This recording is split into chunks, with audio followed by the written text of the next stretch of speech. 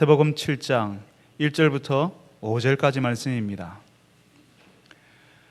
다 찾으신 줄 알고 저하고 함께 교독하겠습니다. 제가 먼저 1절을 읽겠습니다. 비판을 받지 아니하려거든 비판하지 말라.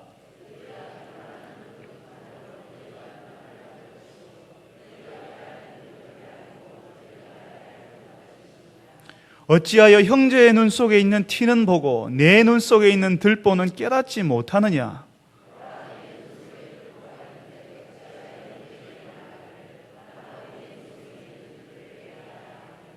같이 읽습니다. 외식하는 자여, 먼저 내 눈 속에서 들보를 빼어라. 그 후에야 밝히 보고 형제의 눈 속에서 티를 빼리라. 아멘. 할렐루야 찬양대에서 하나님께 찬양을 올려드리겠습니다.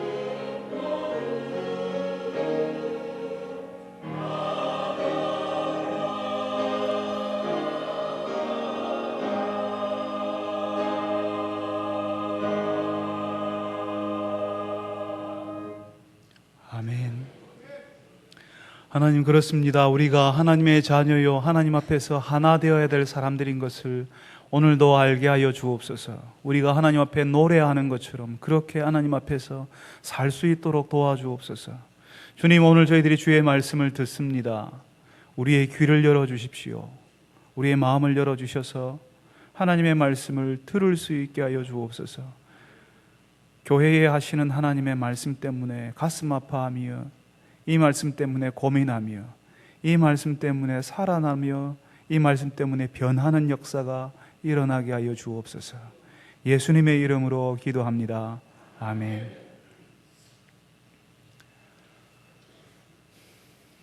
지난 5월을 우리 교회는 여성의 달로 지켰습니다.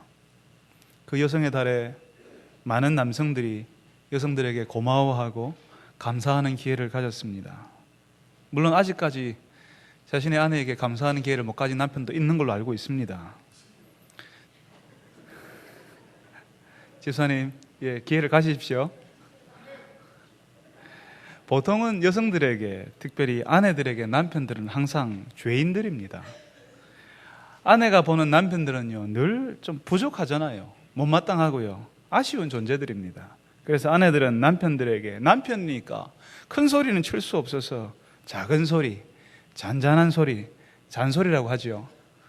잔소리를 합니다. 아내의 마음을 알아주지 않는 남편에게. 평소에는 괜찮아요. 그런데 남편이 아내의 마음을 알아주지 않을 때는요, 이제 그 전에 있었던 일들이 줄줄이 나오지 않습니까? 왜 양말은 거기 벗어놓았냐고, 왜 먹은 그릇은 싱크대에 좀 직접 담가 놓지 않냐고요, 화장실을 쓸 때는 좀 깨끗하게 쓸 수 없냐고, 한 번에 굴비 엮듯이 줄줄이 남편의 잘못이 튀어나옵니다. 심지어는 결혼할 때 잘못한 것이 아직도 그 굴비에 남아가지고요, 엮여서 나올 때가 있습니다. 여러분, 지금 제 이야기 하는 거 아닙니다. 제가 아는 목사님은 사모님이 출산할 때 아기가 언제 나올지 몰라가지고요, 친구하고 탁구 치러 가셨다 하더라고요. 아직도 사모님이 굴비 엮을 때마다 그 이야기 하신다는 이야기 들었습니다. 아내들이 하는 이런 잔소리들, 잔잔한 소리들은 사실은 남편을 향한 비판의 소리라고 볼 수 있습니다. 그런데 오늘 예수님께서 뭐라고 하십니까? 1절 말씀에 어떻게 하지 말라고요? 비판하지 말라라고 말씀하십니다. 에이, 목사님 너무하시는 것 아닙니까? 아내가 남편에게 잔소리 좀 하는 거 가지고, 아내가 사랑하는 남편에게 잔소리 좀 하는 거 가지고 비판한다고 하면 너무 과한 말씀 아닙니까? 라고 말씀하시는 분이 계실 것 같습니다. 예, 맞습니다. 너무 과하지요. 지금 예수님께서 어떤 비판도 하지 말라고 하시는 것 사실 아닙니다. 이 비판이라는 말은요, 판단한다는 말이거든요. 사실 우리가 모든 일을 판단하고 있습니다. 그리고 또 판단해야 합니다. 그런데 그 판단, 그 비판 중에 하지 말아야 할 판단, 하지 말아야 할 비판이 있더라는 겁니다. 금방 제가 아내가 남편에게 하는 잔잔한 소리, 잔소리도 판단, 비판이 될 수 있다고 말씀드렸습니다.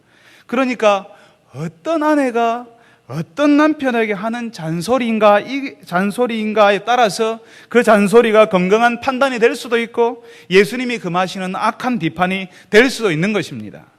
예전에 저는 보지 못했지만 예전에 TV 프로그램 가운데 연세 드신 할아버지 할머니가 나오는 프로가 있었답니다. 그 프로 가운데 할아버지 할머니를 모시고요, 퀴즈를 푸는데요, 어떤 단어가 나오면 그 단어를 할아버지가 혹은 할머니가 설명을 하는 겁니다. 한 사람이 자신의 배우자에게 설명해서 맞추는 방식이었는데 어떤 단어가 나왔냐면 천생연분이라는 단어가 나왔답니다. 그래서 할아버지가 할머니에게 이 단어를 설명했죠. 임자, 내가 당신에게 어떤 사람이지, 어떤 관계지라고 물으니까요, 할머니 하는 대답이 원수라고 했답니다. 할아버지가 얼마나 당황했겠습니까? 그러니까 아니, 두 자 말고 네 글자로 하니까 할머니가 평생 원수 이렇게 이야기하더랍니다. 농담이기를 바라지만요, 남편을 원수처럼 여기고 그 남편이 미워하는 대상이 될 때에 그 사람에게 하는 잔소리가 비판일 수 있는 것입니다. 심지어는 우리와 함께 있는 가족이라 할지라도 내가 하는 그 판단에 사랑이 없고 배려가 없으면 그 판단은 날선 비판이 되는 것입니다. 예수님이 원하시지 않는 이런 비판은 우리 가족에게서도 우리 공동체 안에서도 쉽게 찾아볼 수 있습니다. 예수님께서는 모든 도덕적인 판단은 하지 말아라고 하는 것이 아니라, 말씀드렸죠, 우리 판단해야 합니다. 그런데 여기서 예수님이 금하시는 것은 오만하고 냉혹한 비평을 하지 말라는 것입니다. 이런 예수님이 금하시는 냉혹한 비평, 어떤 사랑도 배려도 없는 비판을 왜 사람들이 할까요? 오늘 예수님의 말씀에 따르면 자기 눈 속에 있는 들보를 보지 못하기 때문이라고 하십니다. 이 들보는요, 커다란 통나무를 이야기하거든요. 지붕을 떠받치는 큰 통나무, 지붕을 떠받쳐야 되니까 얼마나 통나무가 크겠습니까? 그리고 단단하겠습니까? 그게 이런 통나무가, 지붕을 떠받칠 만한 이런 들보가 어떻게 눈에 있을 수 있습니까? 어떻게 눈에 들어갈 수가 있겠습니까? 지금 예수님께서 과장법을 하고 계신다는 사실을 여러분 알고 계시지요?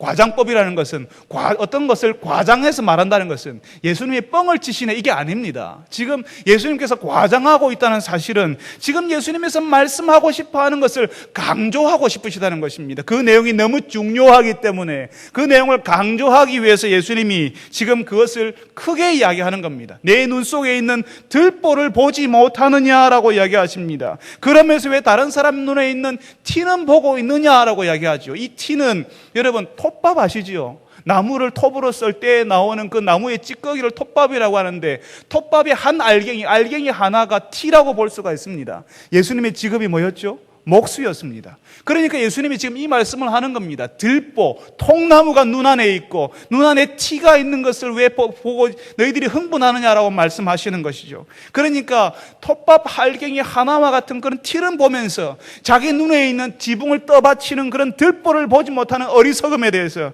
예수님이 지금 강조해서 과장해서 말씀하시는 것입니다. 자기 눈에는 엄청난 것이 있는데 그거는 보지 못하고 다른 사람 눈에 있는 아주 조그마한 티를 보고 흥분하는 사람들에 대해서 마치 엄청난 문제거리를 발견한 것처럼 내가 네 눈 속에 있는 티를 빼내어 줄게 라고 한다는 것입니다. 예수님이 뭐라고 하십니까? 5절 말씀에 내 눈 속에 있는 들보를 먼저 빼어라. 그 후에야 밝히 보고 형제의 눈 속에서 티를 빼리라 라고 말씀하십니다. 자기 눈에 들보가 있는지 통나무가 있는지 모르니까요. 자기 눈 속에 자기가 지금 어떤 상태인지를 모르니까 자기는 괜찮은 사람인 줄 알거든요. 자기가 얼마나 엄청난 사람인지를 모르고 있으니까, 얼마나 하나님 앞에서 부끄러운 존재인지를 모르고 있으니까, 자신이 괜찮은 사람인 줄 착각하고 있으니까 다른 사람의 눈에 있는 것을 가지고 흥분하고 그게 문제야, 당신은 그게 문제야, 이 모임은 이게 문제야 라고 계속 말하게 된다는 것입니다. 신약 성경에 보면요, 요한복음이라는 책이 있습니다. 요한복음 8장에 예수님께서 성전에서 가르치시는데 간음을 하다가 현장에서 붙잡힌 여인을 사람들이 데리고 왔습니다. 그냥 자기들끼리 해결하면 되거든요. 그런데 구태여 예수님께 데리고 왔습니다. 예수님을 시험하려고요. 예수님이 뭐라고 하는지 보자라고 지금 예수님을 넘어뜨리기 위해서 간음한 현장에서 붙잡힌 여인을 데리고 왔습니다. 사람들은 좀 손에 다 돌 하나씩 들고 있습니다. 사람들이 몰려와서 예수님께 이야기합니다. 이런 여인은 돌로 쳐 죽이라고 했습니다. 당신 같으면 어떻게 이야기하겠습니까? 와글와글 사람들이 떠들면서 간음한 여인, 저 여인은, 저런 음란한 여인은 돌로 쳐버려야 된다라고 사람들이 다들 한마디씩 하는 가운데 예수님께서 땅바닥에다가 뭔가를 쓰십니다. 뭘 쓰셨는지는 우리는 지금은 알 길이 없습니다. 사람들의 죄, 앞에 있는 저 사람들의 죄를 썼다고 상상하는 사람도 있습니다. 그렇지만 모릅니다. 이 여인을 어떻게 해야 할지 대답하라고 말하는 사람들의 소리에 예수님께서 그냥 한마디 툭 던지십니다. 뭐라고요? 너희 중에 죄 없는 자가 먼저 돌로 쳐라. 너희 중에 죄가 없는 사람이 먼저 돌로 치라고요. 죄 없는 사람이 먼저 돌로 치라는 이 말씀에 사람들은 놀랐을 것입니다. 항상 사람들은요, 다른 사람의 죄에 민감하거든요. 다른 사람들의 모습에 민감하거든요. 다른 사람들의 죄를 보면서 어떻게 사람이 그럴 수 있냐라고, 어떤 그런 짓을 할 수 있냐라고 사람들은 흥분하지만 자신의 죄에 대해서는 무감각하고 자신의 죄는 들키지 않았으니까 안심하고 있다는 것입니다. 나는 괜찮은 사람이라고 생각하는 겁니다. 나의 죄가 드러나지 않았기 때문에 나는 죄가 없다고 생각하는 그 사람들에게 예수님께서 잔잔한 호수에 돌 하나를 퐁 하고 던지듯이 던진 말이 사람들의 마음에 파문을 일으키는 겁니다. 다른 사람들의 죄만 바라보고 있던 그 사람들, 그러면서 손가락질하고 저 사람은 어떻게 해버려야 된다라고 소리치던 그 사람들이 자신들의 상태, 자신들의 죄를, 자신들의 마음을 돌아보기 시작했다는 것입니다. 여러분, 그 분위기 속에서요, 누가 움직일 수가 없습니다. 아무도 거기서 움직일 수가 없습니다. 사람들이 다 모여 있고요. 그 여인을 돌로 치려고 손에 다 돌을 들고 있는데 거기서 죄 없는 사람이 돌로 치라고 하니까 감히 앞으로 누가 먼저 나서서 나올 수가 없는 상황이라는 것입니다. 또한 마찬가지로 거기서 물러설 수도 없습니다. 거기서 물러난다는 것은요, 그래요, 나도 죄가 있어요라고 인정하는 게 되지 않습니까?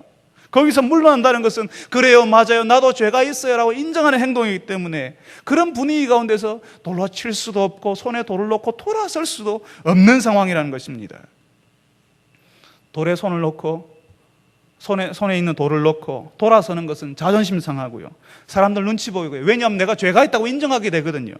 그냥 가만히 서 있는 것이, 다른 사람들 눈치 보며 서 있는 것이 안전하고 다른 사람들의 시선으로부터, 눈으로부터 나를 보호할 수 있는 방편이기 때문에 사람들은 쥐 죽은 듯이 얼음 얼은 듯이 조용하게 있는 것입니다. 그런데 요한복음의 말씀을 계속 읽어보면 거기서 지나칠 수 있는 것 하나를 하나님께서 슬쩍 보여주십니다. 그 말씀을 듣고 예수님이 먼저 죄 없는 자가 돌로 치라는 그 말씀을 듣고 양심의 가책을 느껴서 사람들이 떠났다고 하는데요,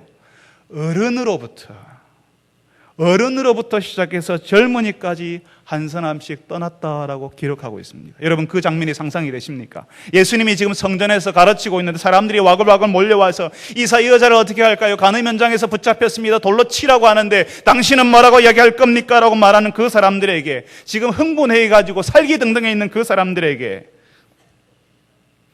죄 있는 사람이 먼저 돌로 치라, 죄 없는 사람이 돌로 치라고 하니까 아무도 움직일 수 없고 얼어붙은 것처럼 서 있는데, 거기서 돌아서 나가게 되면 내가 죄가 있어요, 나도 죄가 있으라고 인정하는 것이 되는데, 거기서 제일 먼저 움직이는 것, 제일 먼저 죄를 인정하는 것, 그것은 엄청난 용기가 필요하고 결단이 필요하다는 것입니다.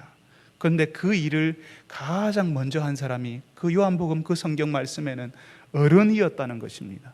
어른으로부터 시작해서 젊은이까지 한 사람씩 한 사람씩 뒤로 돌아 나갔다라고 얘기합니다. 자신의 눈에 들보가 있다는 사실을 보기 시작했다는 겁니다. 어쩌면 어른이었기 때문에, 혈기왕성한 젊은 사람이 아니라 어른이었기 때문에 가능했을지도 모릅니다. 인생을 남보다 더 많이 살았고, 그래서 자신의 인생이 항상 옳은 일로만 채워진 인생이 아니었다는 사실을 경험하였기 때문에 가능했을지도 모릅니다. 그래서 자신의 눈에 들보가 있다는 사실을 인정하고 다른 사람을 죽이려고 하는 비판을 중지할 수 있었던 것입니다. 자신의 눈에 들보를 보는 건요, 정말 힘듭니다. 자신의 내면을 돌아본 적이 없거든요. 자신의 내면 가운데 뭐가 도사리고 있는지를 사람들은 잘 못 봅니다. 그냥 다른 사람이 무슨 짓을 하는지, 다른 사람이 무슨 말을 하는지 거기에 귀를 기울이고 거기에 눈을 동그랗게 뜨고 쳐다보고 있는 것입니다. 그렇지만 내 안에 뭐가 있는지를 사람들은 보지 못합니다. 그래서 자기의 눈에 들보가 있는 것을 보지 못하는 겁니다. 자신의 눈에 들보를 보는 것은 힘들지요. 그래요, 또 내 눈에 들보가 있어요 라고 인정하는 것은 더 힘듭니다. 자신이 어떤 사람인지 모르는 사람은 다른 사람을 쉽게 판단하고 비판하게 됩니다.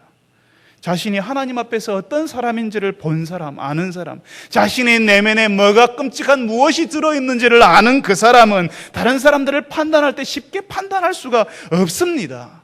왜냐하면 자기도 그 안에 있거든요. 자기도 똑같은 사람이거든요. 하나님 앞에서 더 심각한 사람일 수 있거든요. 그러니까 함부로 말할 수 없는 것입니다. 악한 비판을 중지하기 시작하는 겁니다. 자신의 상태를 돌아본 그때부터 악한 비판에서 돌아설 수가 있습니다. 여러분, 이렇게 자신의 눈에 들보를 가지고 있는 사람은요, 그 안에 들보가 있기 때문에 다른 사람을 진실하게, 그리고 조금 정확하게 바라볼 수가 없습니다.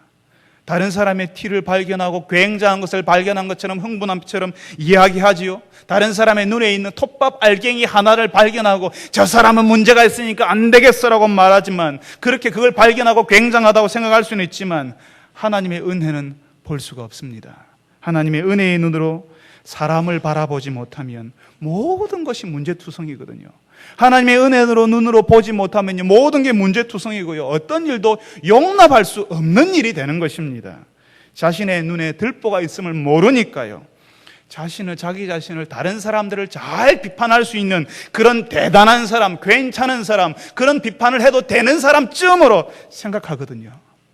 여러분, 누가복음 15장에 신약 성경에 보면요, 누가복음이 있는데, 누가복음이라는 책이 있는데요, 거기 15장에 우리가 잘 알고 있는 예수님의 이야기가 하나 나옵니다. 비유라고 이야기하지요. 어떤 이야기가 나옵니까? 돌아온 탕자, 돌탕 시리즈가 거기에 나옵니다.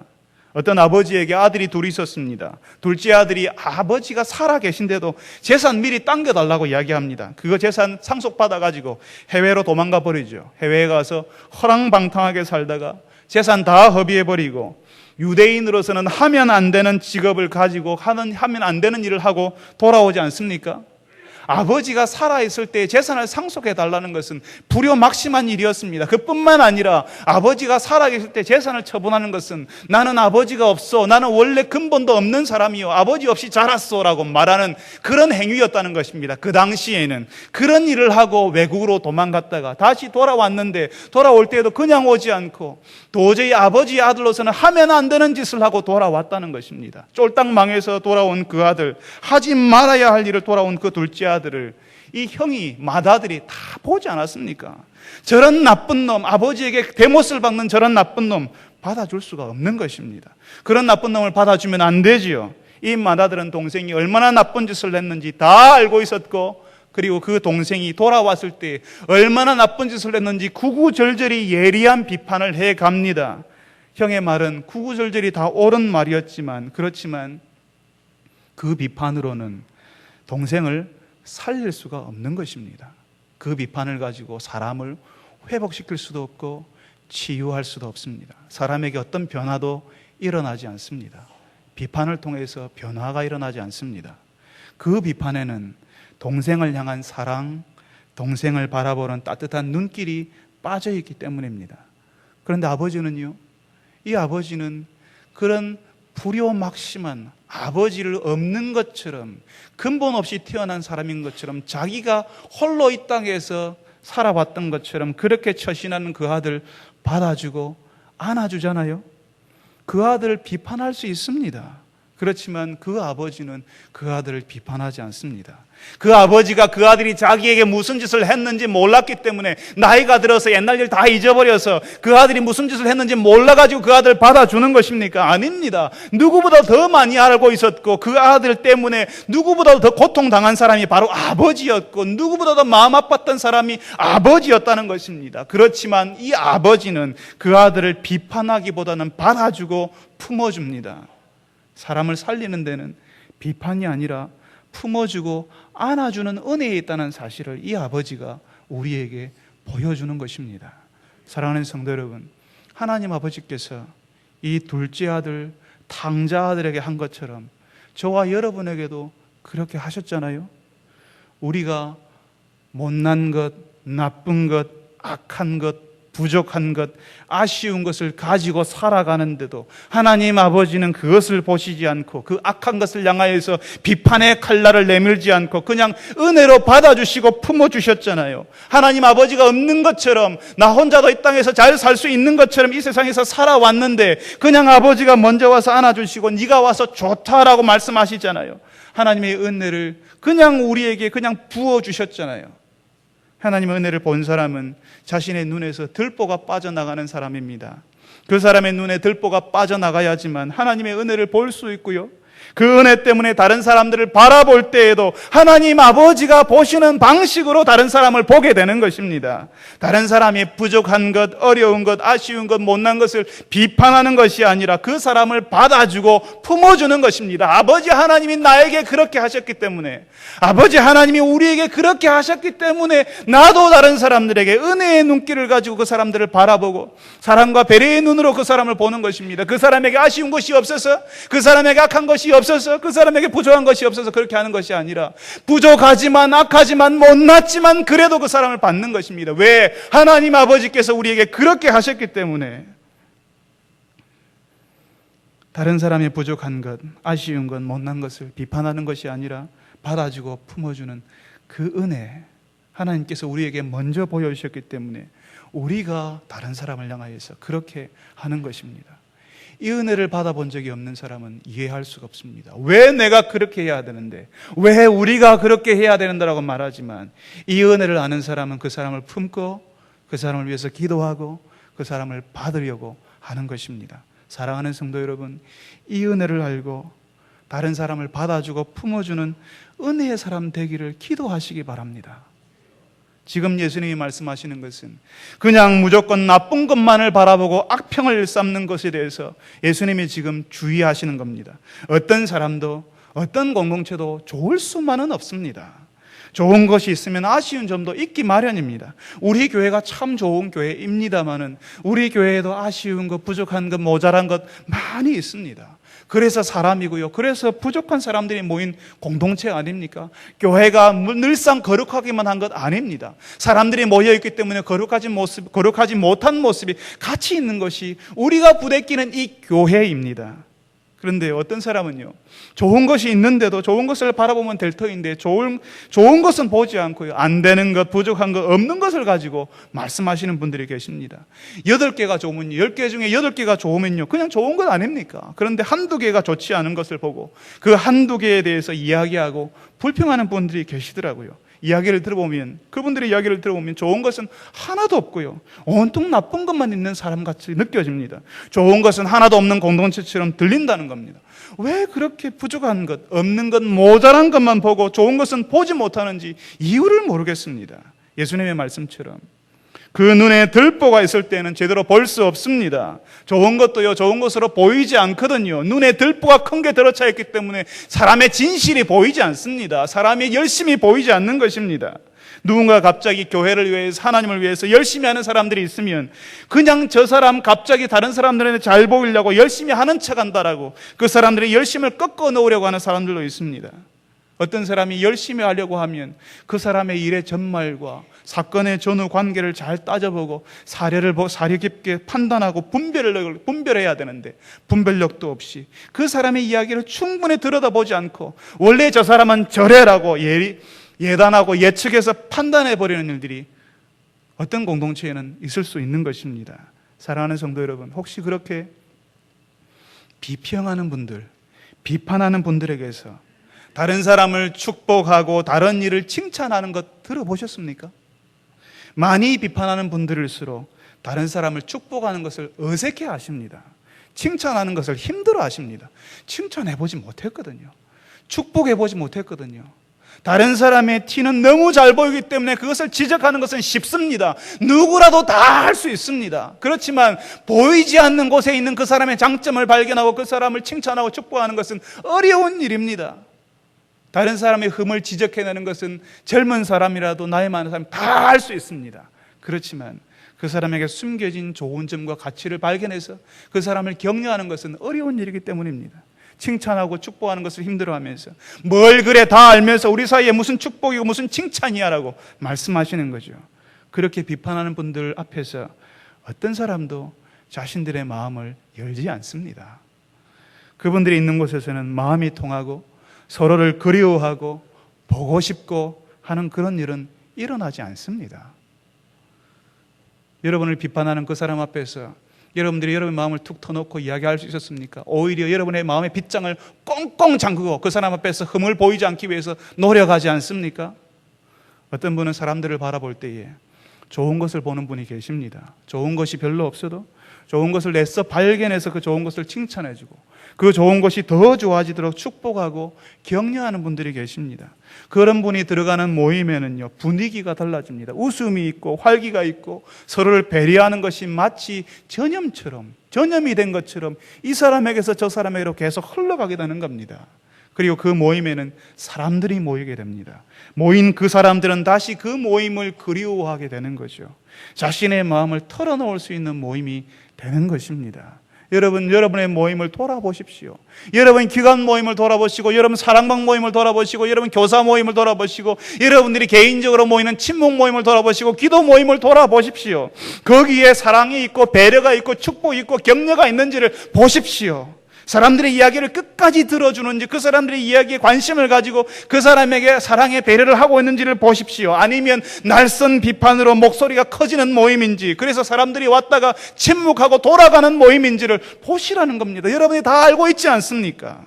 사랑하는 성도 여러분, 우리 속에 있는 들보를 보고 그 들보를 드러내기 위해서 노력할 때에, 다시 말하면 겸손히 자신의 내면을 들여다보고 하나님의 은혜를 구할 때에 우리는 다른 사람들을 향하여서 따뜻한 눈길을 보낼 수가 있습니다. 더 많이 용납하게 되고 하나님이 우리에게 주신 은혜를 흘려보내게 되는 것입니다. 여러분, 다른 사람을 향하여서 따뜻한 눈길을 보내고 싶고, 여러분이 경험했던 그 따뜻한 눈길을 여러분을 그대로 부족해도 아쉬워도 여러분의 못난 점에 있어도 그냥 따뜻하게 받아주었던 여러분의 부모님이나 여러분을 따뜻하게 받아주었던 여러분의 선배나 여러분의 신앙의 동지들이 여러분을 그렇게 받아주었던 것처럼 여러분들도 그렇게 다른 사람들에게 따뜻한 눈길을 보내고 더 용납하고 품어주는 그런 사람이 되고 싶지 않습니까? 그런 사람들의 모임, 그런 교회를 이루고 싶지 않으십니까? 이 땅의 사람들에게 세상의 문화와는 전혀 다른, 어떻게 하면 경쟁관계에 있는 저 사람에게 흠집이라도 한번 내어볼까, 저 사람들을 떨어뜨려볼까, 함께 올라가는 사닥들에서 저 사람을 떨어뜨릴까라고 덤벼드는 그런 세상과는 전혀 다른 그런 공동체를 이루고 싶지 않으십니까? 그렇다면 여러분, 하나님께서 우리 눈에 들보를 보게 하시고 그 들보를 빼어달라고 기도하시는 성도들이 되시기를 바랍니다. 하나님의 은혜를 알고 그 은혜를 가지고 그 은혜로 사람들을 바라보게 해달라고 기도하시기 바랍니다.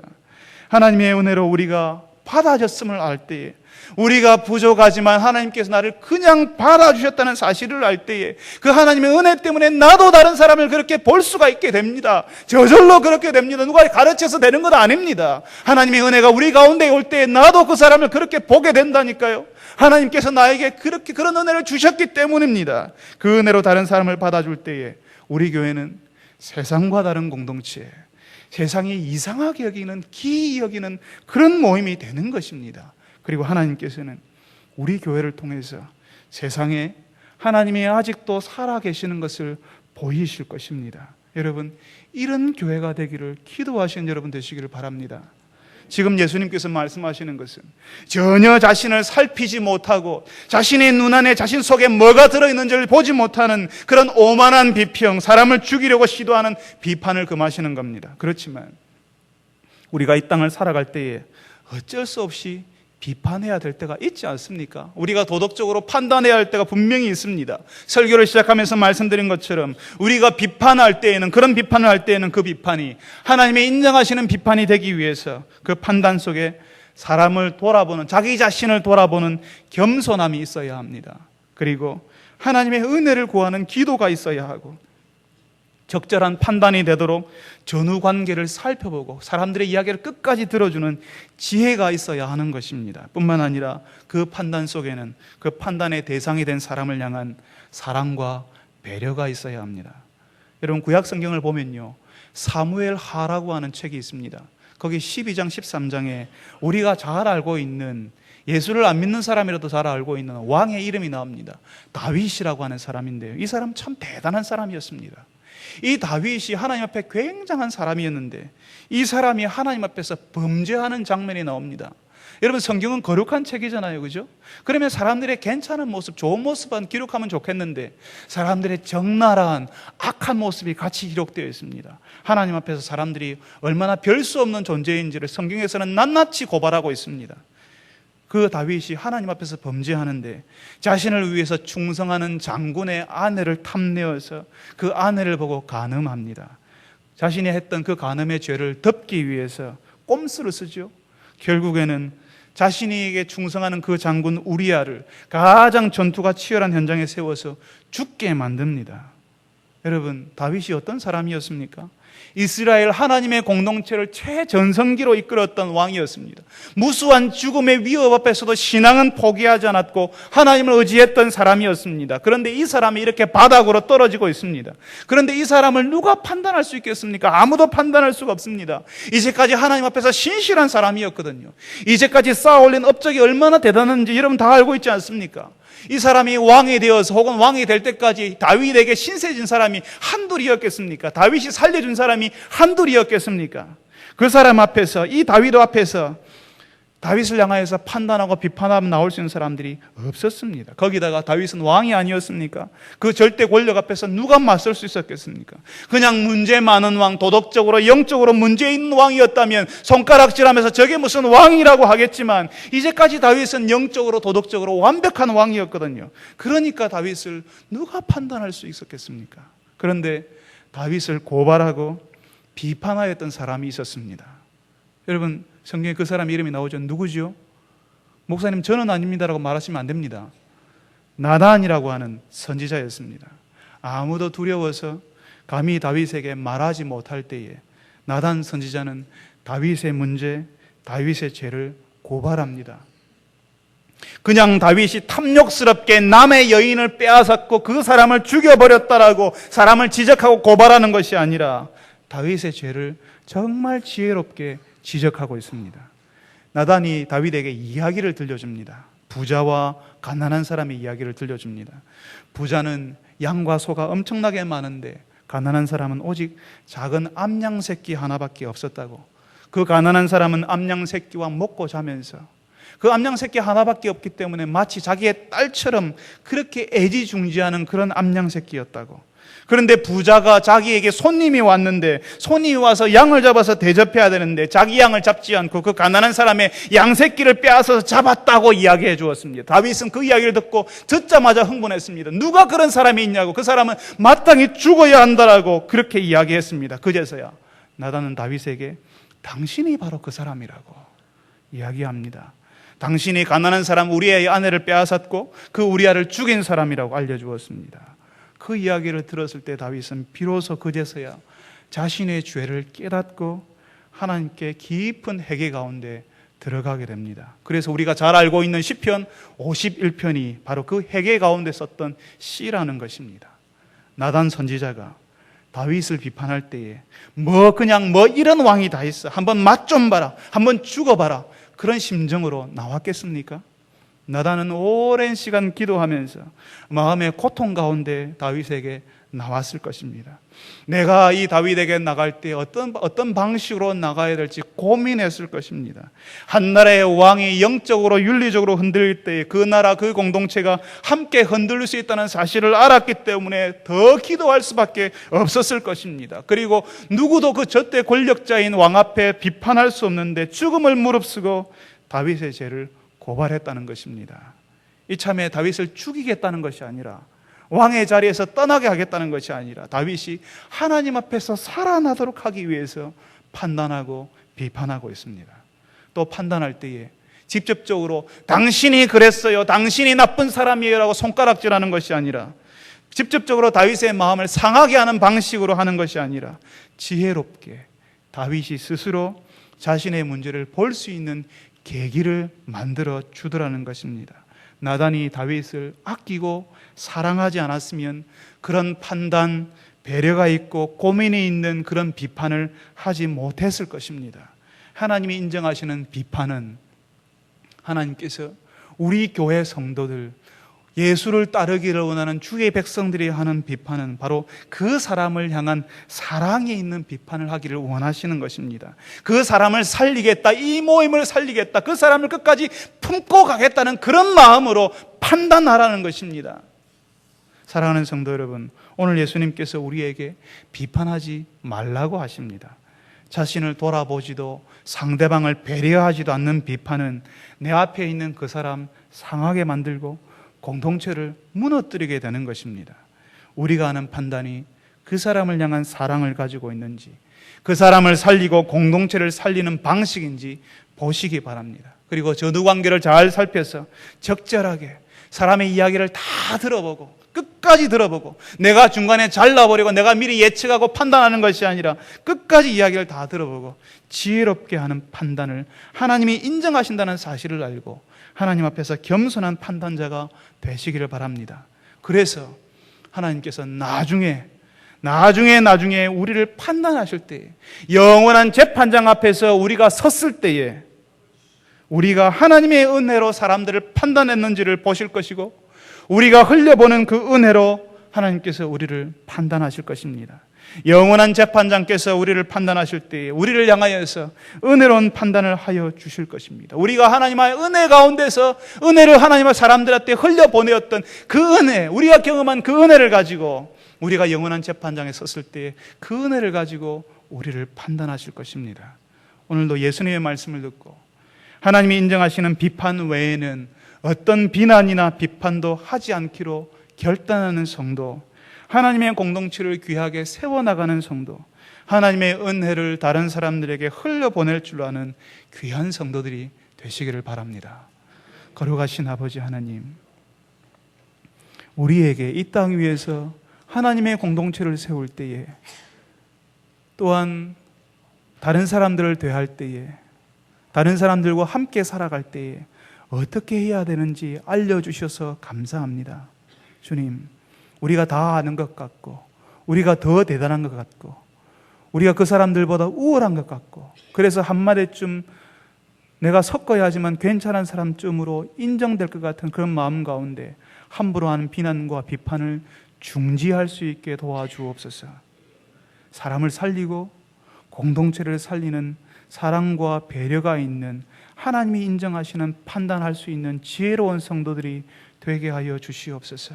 아버지 하나님, 주께서 영원한 재판장 되신 그 주님 앞에 우리가 설 때에 우리가 하였던 그 하나님의 은혜로운 판단으로 우리를 판단하여 주옵소서.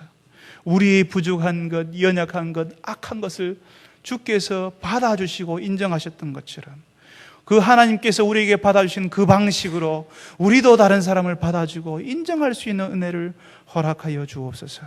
예수님의 이름으로 기도합니다. 아멘.